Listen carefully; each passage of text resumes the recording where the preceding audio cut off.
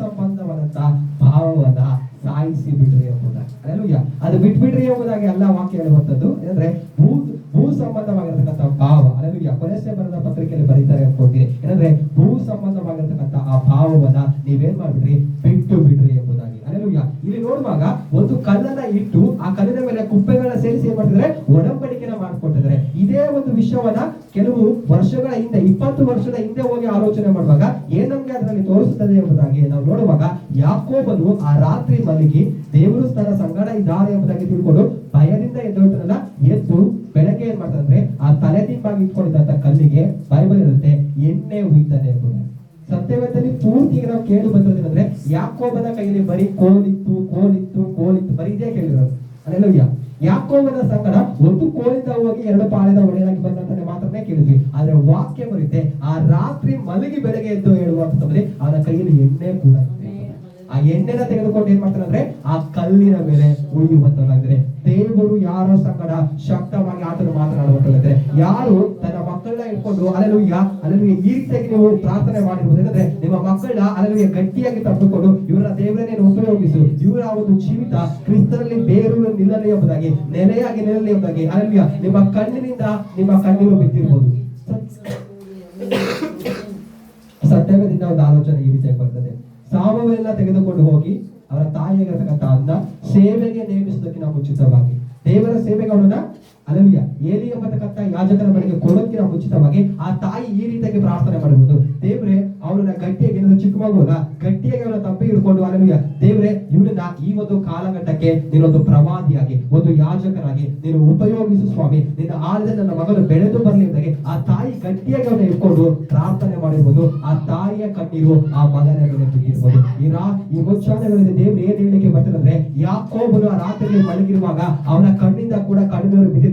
ಎಲ್ಲಿಗೆ ಅಂತಂದ್ರೆ ಕಲ್ಲಿನ ಮೇಲೆ ಕಣ್ಣೀರು ಬಿದ್ದಿದೆ. ಯಾಕೆ ಅಂತಂದ್ರೆ ಸ್ವಂತ ತಂದೆ ತಾಯಿನ ಬಿಟ್ಟು ಬಂದಿದ್ದೇನೆ, ನನಗೆ ಸ್ವಂತ ಎಂಬುದಾಗಿ ಯಾರು ಇಲ್ಲ, ಎಲ್ಲರ ಬಿಟ್ಟು ಪರದೇಶಿಯಾಗಿ ಒಂಟಿಯಾಗಿ ಬಂದ್ಬಿಟ್ಟು ಈ ಕಾಡಲ್ಲಿ ಮಾಡ್ಕೊಂಡಿದ್ದಿಲ್ಲ, ನನ್ನ ಜೀವಿತ ಏನು ಎಂಬುದಾಗಿ ಆ ವ್ಯಕ್ತಿಯ ಕಣ್ಣಿಂದ ಆ ಒಂದು ಕಲ್ಲಿನ ಮೇಲೆ ನೀರು ಬಿದ್ದಿರ್ಬೋದು. ಆ ಕಲ್ಲಿನ ರಾತ್ರಿ ಕಲ್ಲಿನ ಮೇಲೆ ನೀರು ಬಿದ್ದಿದೆ, ಬೆಳಗ್ಗೆ ಕಲ್ಲಿನ ಮೇಲೆ ಎಣ್ಣೆ ಬೀಳ್ತಾ ಇದೆ ಎಂಬುದಾಗಿ ಈ ಮುಂಚಾನೆಗಳಿದೆ. ದೇವರು ಅದನ್ನೇ ನಮ್ಗೆ ಹೇಳಲಿಕ್ಕೆ ಬರ್ತದೆ. ಅಂದ್ರೆ ಸಾಮುವೇಲನ ತಲೆ ಮೇಲೆ ಅವರ ತಾಯಿಯವರ ಕಣ್ಣೀರು ಬಿದ್ದಿದ್ರಿಂದ ಅವರನ್ನ ಅಲ್ಲೆಲೂಯ್ಯ ಏನಂತಂದ್ರೆ ದೇವರು ಅವರನ್ನ ಒಂದು ಯಾಜಕನಾಗಿಯೋ ಒಂದು ಪ್ರವಾದಿಯಾಗಿಯೋ ಉಪಯೋಗಿಸಿದ ರೀತಿಯಲ್ಲಿ ನಿಮ್ಮ ಪ್ರಾರ್ಥನೆ ಆ ರೀತಿಯಾಗಿ ಸುಮ್ಮನೆ ವ್ಯರ್ಥವಾಗಿ ಹೋಗ್ಲಿಕ್ಕೆ ದೇವರು ಬಿಡೋದಿಲ್ಲ. ಪ್ರಾರ್ಥನೆ ಮಾಡದಿದ್ದವರು ಇವತ್ತಿನ ಮುಂಚಾನೆಗಳಿಂದ ಪ್ರಾರ್ಥನೆ ಮಾಡ್ಲಿಕ್ಕೆ ಶುರು ಮಾಡಿ. ನಿಮ್ಮ ಮಕ್ಕಳನ್ನ ಗಟ್ಟಿಯಾಗಿ ಇಟ್ಕೊಂಡು ದೇವರ ಸಮ್ಮುಖದಲ್ಲಿ ಇವ್ರನ್ನ ದೇವರೇ ನೀನು ಉಪಯೋಗಿಸಲೇಬೇಕು, ಇವ್ರನ್ನ ನೀನು ರಾಜ್ಯದಲ್ಲಿ ಪ್ರಯೋಜನ ಪಡಿಸಲೇಬೇಕು, ಇವರು ಲೋಕದ ಪ್ರಕಾರ ಜೀವಿಸಬಾರದು ಎಂಬುದಾಗಿ ಅಲ್ಲೆಲೂಯ್ಯ ನೀವು ಪ್ರಾರ್ಥನೆ ಮಾಡುವಾಗ ಖಂಡಿತವಾಗಿಯೂ ಆ ಅನ್ನಳ ಒಂದು ಪ್ರಾರ್ಥನೆಗೆ ಉತ್ತರ ಕೊಟ್ಟ ದೇವರು ಸಾಮುವೇಲನ ತಾಯಿಯ ಒಂದು ಕಣ್ಣಿಂದ ಮಗನು ಪ್ರವಾದಿಯಾಗಿ, ಮಗನು ಯಾಜಕನಾಗಿ, ಒಂದು ನ್ಯಾಯಾಧಿಪತಿಯಾಗಿ ಜನಗಳಿಗೆ ನ್ಯಾಯ ತೀರಿಸುವುದನ್ನು ನೋಡಿದ ಪ್ರಕಾರವಾಗಿ ಈ ಮುಂಚಾನೆಗಳಲ್ಲಿ ದೇವರು ನಿಮ್ಮ ಸಂಗಡ ಮಾತನಾಡಿದ್ದಾರೆ. ಏನಂದ್ರೆ ಕಣ್ಣು ನೀರು ಬಿದ್ದಂತ ಕಲ್ಲಿನ ಮೇಲೆ ಎಣ್ಣೆ ಬರ್ಲಿಕ್ಕೆ ಹೋಗ್ತಾ ಇದೆ. ಯಾವ ಒಂದು ಕಣ್ಣಿಂದ ಕಣ್ಣು ನೀರು ಬಂದಿದೆಯೋ ಅದೇ ಒಂದು ತಲೆಯ ಮೇಲೆ ಅಭಿಷೇಕದ ಎಣ್ಣೆ ಕೂಡ ಬರ್ತದೆ. ಅದರಲ್ಲಿ ಪ್ರಾರ್ಥನೆ ಮಾಡಿದ ನಿಮ್ಮ ಕಣ್ಣಿಂದ ಕಣ್ಣೀರು ಬಂದಿರ್ಬೋದು. ಈ ಮುಂಚಾನೆಗಳನ್ನ ದೇವರು ಹೇಳ್ತಿದ್ದಾರೆ, ಯಾವ ಕಣ್ಣಿಂದ ಕಣ್ಣೀರು ಬಂತೋ ಅದೇ ತಲೆಯ ಮೇಲೆ ನಾನು ಅಭಿಷೇಕದ ಎಣ್ಣೆನ, ನಾನು ಕಾಲವಾದ ಸಮಯವನ್ನ ಬದಲಾಯಿಸಿದ್ರೆ, ನಿನ್ನ ಸಮಯವನ್ನು ನಾನು ಬದಲಾಯಿಸಿದ್ರೆ, ನಿನ್ನ ಸಮಯ ಈಗ ಬರ್ತದೆ ಅಂದ್ರೆ, ನಿನ್ನ ಕಾಯಿರೋ ಟೈಮ್ ಈಗ ಬರ್ತದೆ, ನಿನಗೆ ನಾನು ನೇಮಿಸತಕ್ಕಂಥ ಸಮಯ ಬರ್ತದೆ ಎಂಬುದಾಗಿ. ಅಲ್ಲೆಲೂಯ್ಯ. ಇವತ್ತು ದೇವರು ನಮಗೆ ಎಣ್ಣೆಯ ಅಭಿಷೇಕದ ಪ್ರಾರ್ಥನೆ ಕೂಡ ನೇಮಿಸಿದ್ದಾರೆ. ನನಗೆ ಗೊತ್ತಿಲ್ಲ, ದೇವರು ಶಕ್ತವಾಗಿ ಕೆಲವರೊಟ್ಟಿಗೆ ಮಾತನಾಡಲಿಕ್ಕೆ ಹೇಳಿದ್ದಾರೆ. ಅದು ಬರುವಾಗ ಗೌರವದಿಂದ ಇವಾಗಿರು. ಅಲ್ಲೆಲೂಯ್ಯ. ಖಂಡಿತವಾಗಿ ದೇವರು ಇವತ್ತು ಅದನ್ನೇ ಇವತ್ತು ಎಷ್ಟು ಸ್ಟ್ರಗಲ್ ಮಾಡಿ ಬಂದಿದ್ದೀನೋ ನಾನು ಅದನ್ನ ನೆನೆಸ್ತೀನಿ. ಏನಂತಂದ್ರೆ ದೇವರು ಏನೋ ದೊಡ್ಡ ಕಾರ್ಯವನ್ನ ಆತನು ಮಾಡ್ಲಿಕ್ಕೆ ಹೋಗ್ತಾ ಇದ್ದಾನೆ ಎಂಬುದಾಗಿ. ಎಲ್ಲಿ ಯಾವ ಕಲ್ಲಿನ ಮೇಲೆ ಕಣ್ಣು ನೀರು ಬಿದ್ದಿದೆಯೋ ಅದೇ ಕಲ್ಲಿನ ಮೇಲೆ ಎಣ್ಣೆ ಬರುವಾಗೆ ಮಾಡ್ತು. ಆ ವಾಕ್ಯವನ್ನು ಓದುವಾಗ ಅವನು ಅಲ್ಲಿ ರಾತ್ರಿ ತಲೆದಿಂಬಾಗಿ ಇಟ್ಕೊಂಡಿದ್ದಂತ ಕಲ್ಲನ್ನ ತೆಗೆದುಕೊಂಡು ಏನ್ ಮಾಡ್ತಾನೆ, ಒಂದು ಪಿಲ್ಲರ್ ಆಗಿ ಇಟ್ಟಿದ್ದಾನೆ ಅಂತ ವಾಕ್ಯ ಬರುತ್ತೆ. ರಾತ್ರಿ ಅದೇನಾಗಿತ್ತು ಅಂತಂದ್ರೆ ಒಂದು ಕಲ್ಲಾಗಿ, ಸಾಧಾರಣ ಒಂದು ಕಲ್ಲಾಗಿತ್ತು ಅವನ ತಲೆದಿಂಬಿಗೆ. ಆದ್ರೆ ಬೆಳಕಿಗೆ ಎದ್ದು ನೋಡುವಾಗ ಆ ಕಲ್ಲನ್ನ ಒಂದು ಸ್ತಂಭವಾಗಿ ಇಟ್ಟಿದ್ದಾನೆ ಎಂಬುದಾಗಿ ಸತ್ಯವೇದ ಹೇಳುವಂತದ್ದಾಗಿದೆ. ಅಲ್ಲೆಲೂಯ್ಯ. ದೇವರು ನಿಮ್ಮ ಕಣ್ಣಿಂದ ಕಣ್ಣು ನೀರು ಬಂದಿರೋದಾದ್ರೆ ಖಂಡಿತವಾಗಿ ಈ ಮುಂಚಾನದಲ್ಲಿ ಅಭಿಷೇಕದ ಎಣ್ಣೆಯಿಂದ ಕೂಡ ಆತನು ನಿಮ್ಮನ್ನು ಏನ್ ಮಾಡ್ತಿದ್ರೆ ಅಂದ್ರೆ ಆತನು ಕಳಿಸಿ ಕೊಡ್ತಕ್ಕಂಥ ಒಂದು ದೇವರಾಗಿದ್ದಾರೆ. ಏಷಾಯ ಪ್ರವಾದನೆ ಗ್ರಂಥ 60ನೇ ಅಧ್ಯಾಯದ 19-20. ಏಷಾಯ ಗ್ರಂಥವು, ಏಷಾಯ ಪ್ರವಚನ ಗ್ರಂಥವು 60ನೇ ಅಧ್ಯಾಯ 19-20 ವಚನ. 60, 19-20 ಕೇಳ. ಏಷಾಯ 60, 19-20. ಅಧ್ಯಾಯ 19-20. ಇನ್ನು ಮೇಲೆ ಹಗಲಿನಲ್ಲಿ ನಿನಗಿರುವ ಪ್ರಕಾಶವು ಸೂರ್ಯನದಲ್ಲ, ಚಂದ್ರನು ನಿನ್ನ ಬೆಳಕಿಗಾಗಿ ಎಂದಿಗೂ ಕಳೆಗೊಳ್ಳನು.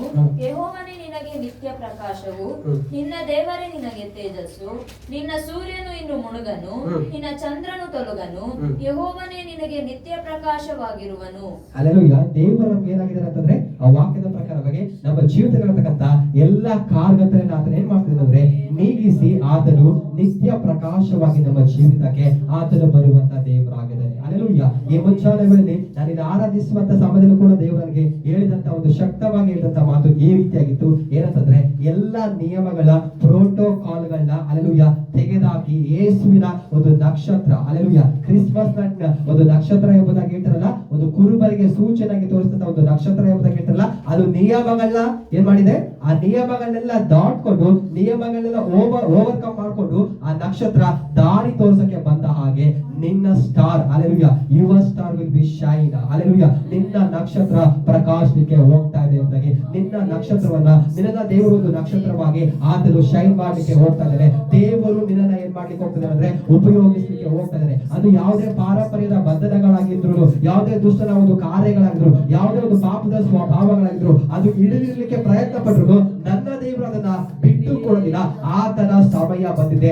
ಆತ ನಿನಗೆ ನಿತ್ಯ ಪ್ರಕಾಶವಾಗಿ ನಿನ್ನ ಜೀವಿತದಲ್ಲಿರತಕ್ಕಂತ ಎಲ್ಲ ಕಾರ್ಯಗಳನ್ನ ಆತನು ತೆಗೆದುಹಾಕ್ಲಿಕ್ಕೆ ಹೋಗ್ತಿದ್ದಾನೆ. ಹಲ್ಲೆಲೂಯಾ. ನೀನು ತಲೆ ದಿಂಬಾಗಿ ಇಟ್ಕೊಂಡಿದ್ದಂತ ಕಲ್ಲು ಅದು ಪಿಲ್ಲರ್ ಆಗಿದೆ. Hallelujah. Pillow become A pillar, pillow become A pillar ಎಂಬುದಾಗಿ, ಹಲ್ಲೆಲೂಯಾ, ತಲೆಗೆ ಇಟ್ಟುಕೊಂಡಿದ್ದಂತ ಕಲ್ಲು ಅದು ಪಿಲ್ಲರ್ ಆಗಿ ಬದಲಾದ ಹಾಗೆ ದೇವರು ಇವತ್ತು ಯಾರೋ ಸಂಗಡನು ಶಕ್ತವಾಗಿ ಮಾತನಾಡ್ತಿದ್ರೆ ನಿನ್ನ ಜೀವಿತದಲ್ಲಿ ಇನ್ನು ಮುಂದೆ ಡಾರ್ಕ್ನೆಸ್ ಇರೋದಿಲ್ಲ, ಇನ್ನು ಮುಂದೆ ಕಾರ್ಯದಲ್ಲಿ ಇರೋದಿಲ್ಲ. ಏನಂತಂದ್ರೆ ನಾನ್ ನಿನಗೆ ನಿತ್ಯ ಪ್ರಕಾಶವಾಗಿ ನಿತ್ಯ ಸೂರ್ಯನಾಗಿ ಬಂದು ನಾನು ನಿನಗೆ ಸಹಾಯ ಮಾಡ್ತೇನೆ ಎಂಬುದಾಗಿ ದೇವರ ಆಲೋಚನೆಯನ್ನು ಬರ್ತಾರಾಗಿದ್ದಾರೆ. ಯಾಕಂದ್ರೆ ದೇವರು ನಮ್ಮನ್ನ ರಾಜ ವಂಶಸ್ಥರಾದ ಯಾಜಕರು ಎಂಬುದಾಗಿ ನಮ್ಮನ್ನ ಆತನು ಕರೆದಿದ್ದಾರೆ. ಕರೆದಿರೋದು ಸುಮ್ಮನೆ ಅಲ್ಲ, ಏನಂತಂದ್ರೆ ದೇವರ ಗುಣಾಧೀಶಗಳನ್ನ ನಾವು ಪ್ರಚಾರ ಮಾಡ್ಬೇಕೆಂಬುದಾಗಿ ದೇವರು ನಮ್ಮನ್ನ ಆ ರೀತಿಯಾಗಿ ಕರೆದಿದ್ದಾರೆ ಎಂಬುದಾಗಿ ಸತ್ಯವೇದ ಹೇಳುವಂತದ್ದಾಗಿದೆ. ಆ ಸ್ಥಳಕ್ಕೆ ಯಾಕೋಬನು ಹೋಗುವಾಗ ಲೂಸ್ ಎಂಬುದಾಗಿ ಹೆಸರಿತ್ತು. ಅದಾದ ನಂತರ ಆ ಸ್ಥಳಕ್ಕೆ ಅವರು ಬೆತ್ತೇಲ್ ಎಂಬುದಾಗಿ ಆ ಹೆಸರನ್ನ ಬದಲಾಯಿಸಿದ ಹಾಗೆ ದೇವರು ನಮ್ಮ ಜೀವಿತಕ್ಕೆ ಇರತಕ್ಕಂಥ ಎಲ್ಲ, ಹಲ್ಲೆಲೂಯಾ, ಒಂದು ಏನು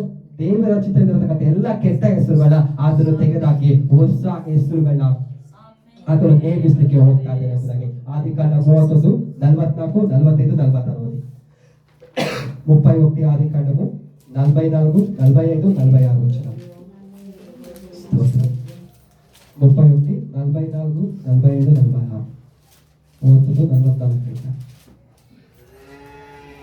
ಸ್ತೋತ್ರ. 44. ನಾವಿಬ್ಬರು ಸೇರಿ ಒಂದು ಒಡಂಬಡಿಕೆಯನ್ನು ಮಾಡಿಕೊಳ್ಳೋಣ ಬಾ, ಅದಕ್ಕೆ ಒಂದು ಸಾಕ್ಷಿ ಇರಲಿ ಎಂದು ಹೇಳಿದನು. ಆಗ ಯಾಕೋಬನು ಕಲ್ಲನ್ನು ತೆಗೆದುಕೊಂಡು ಕಂಬವಾಗಿ ನಿಲ್ಲಿಸಿದನು. ಯಾಕೋಬನು ತನ್ನ ಕಡೆಯವರಿಗೆ ಕಲ್ಲುಗಳನ್ನು ಕೂಡಿಸಿರಿ ಎಂದು ಹೇಳಲು ಅವರು ಕಲ್ಲುಗಳನ್ನು ಕೂಡಿಸಿ ಕುಪ್ಪೆಯನ್ನು ಮಾಡಿದಾಗ ಅವರೆಲ್ಲರೂ ಆ ಕುಪ್ಪೆಯ ಬಳಿಯಲ್ಲಿ ಸಹ ಭೋಜನವನ್ನು ಮಾಡಿದರು. ಆ ಕುಪ್ಪೆಗೆ ಲಾಬಾನನು ಎಗರಸಾಹ ದೂತ ಎಂದು ಯಾಕೋಬನು ಗಲೇದೆಂದು ಹೆಸರಿಟ್ಟನು. ಸಾಕು. ಹಲ್ಲೆಲೂಯಾ. ಆ ವಾಕ್ಯದಿಂದ ದೇವರು ನಮ್ಗೆ ಏನನ್ನ ಕಲಿಸ್ಲಿಕ್ಕೆ ಬರ್ತದಂದ್ರೆ ಕಳೆದ ರಾತ್ರಿಯಲ್ಲಿ ಯಾಕೋಬನು ಏನಂದ್ರೆ ಮಾವನ ಮನೆಯಿಂದ ಪ್ರಯಾಣ ಮಾಡಿ ಬರ್ತಿರತಕ್ಕಂತ ಯಾಕೋಬನು ಯಾವ ವಿಷಯಕ್ಕೆ ಭಯ ಪಡ್ತಾನೋ ಆ ಭಯ ಪಡತಕ್ಕಂತ ವಿಷಯವನ್ನ ದೇವರು ಅದರಲ್ಲಿ ಒಂದು ಅದ್ಭುತವನ್ನ ಮಾಡಿದ್ದಾರೆ ಎಂಬುದಾಗಿ ಮಾವನಿಗೆ ಹೇಳಲಿಲ್ಲ. ಹಲ್ಲೆಲೂಯಾ. ಇಬ್ಬರು ಹೆಣ್ಣು ಮಕ್ಕಳನ್ನ ಕರ್ಕೊಂಡು ಅಲ್ಲಿರತಕ್ಕಂತ ಎಲ್ಲ ಸಂಪತ್ತನ್ನ ತೆಗೆದುಕೊಂಡು ಬರ್ತಾ ಇದ್ದಾನೆ. ಆದ್ರೂ ಅವರ ಮನಸ್ಸಿನ ಒಂದು ಭಯ ಇದೆ. ಏನಂದ್ರೆ ಮಾವನಿಗೆ ಹೇಳಿ ಬರ್ತಿರೋ ಕಾರಣ ಅವನೇನಾದ್ರೂ ಬಂದು ನನ್ನ ಜೀವಿತಕ್ಕೆ ದೋಷವನ್ನ ಉಂಟು ಮಾಡಬಹುದು ಎಂಬುದಾಗಿ ಒಂದು ಭಯಪಟ್ಟು ಪ್ರಯಾಣ ಮಾಡ್ತಕ್ಕಂಥ ಯಾಕೋಬನಿಗೆ ಅವನು ಏನಕ್ಕೆ ಭಯ ಪಟ್ಟಿದನೋ ದೇವರು ಹೇಳ್ತಾರೆ ಆ ಭಯವನ್ನ ಒಂದು ಸಾಕ್ಷಿಯಾಗಿ, ಆ ಭಯವನ್ನ ಒಂದು ಒಡಂಬಡಿಕೆ ಆಗಿ, ಆ ಭಯಕ್ಕೆ ಒಂದು ಬೌಂಡ್ರಿನ ದೇವರು ನೇಮಿಸಿದ್ದಾರೆ. ಏನು ಆ ಒಡಂಬಡಿಕೆನ ಮಾಡ್ಕೊಂಡಾಗ ಅವ್ನು ಹೇಳ್ತಾರೆ ಏನಂತಂದ್ರೆ ಈ ಕಲ್ಲನ್ನ ದಾಟಿ ನೀನು ಬರಬಾರ್ದು, ಇದನ್ನ ದಾಟಿ ನಾನು ಬರೋದಿಲ್ಲ ಎಂಬುದಾಗಿ ಅವನು ಯಾರು ಹಲ್ಲೆಲೂಯಾ ಯಾಕೋಬನ ಮಾವ ಲಾಬಾನ ಹೇಳಿದಾಗೆ ಈ ಮುಂಚಾನೆ ಈ ವಾಕ್ಯದ ದೇವರ ನಮ್ಮ ಸಂಗಡ ಹೇಳುವಂತದ್ದು ಏನಂತಂದ್ರೆ ನಾವು ಯಾವ ವಿಷಯಕ್ಕೆ ಕಳೆದ ದಿನದಲ್ಲಿ ಭಯ ಪಟ್ಟಿದ್ವಿ, ಅದು ಯಾವುದೇ ಆಗಿರ್ಬೋದು, ಜೀವಿತದಲ್ಲಿ ಯಾವುದೇ ವಿಷಯದಲ್ಲಿ ಭಯ ಪಟ್ಟಿದ್ರು ಕೂಡ ಖಂಡಿತವಾಗಿಯೂ ಆ ಭಯದ ವಿಷಯ ವಿಷಯವನ್ನ ಒಂದು ಒಡಂಬಡಿಕೆಯ ಸಾಕ್ಷಿಯಾಗಿ, ಆ ಭಯದ ವಿಷಯವನ್ನ ದೇವರು ನಮ್ಮ ಜೀವಿತಕ್ಕೆ ಒಂದು ಅದ್ಭುತವಾಗಿ ದೇವರು ಮಾರ್ಪಡಿಸುವಂತ ದೇವರಾಗಿದ್ದಾರೆ. ನಾನು ನಿಮ್ಗೆ ಇದರಲ್ಲಿ ಒಂದು ವಿಷಯವನ್ನು ಹೇಳಲಿಕ್ಕೆ ಬಯಸ್ತೇನೆ. ದೇವರು ನಿಮ್ಮ ಸಂಗಡ ಇದ್ದಾರೆ ಎಂಬುದಾಗಿ ಆದರೂ ಅನೇಕ ವಿಷಯಗಳ ಮುಖಾಂತರವಾಗಿ ಅನೇಕ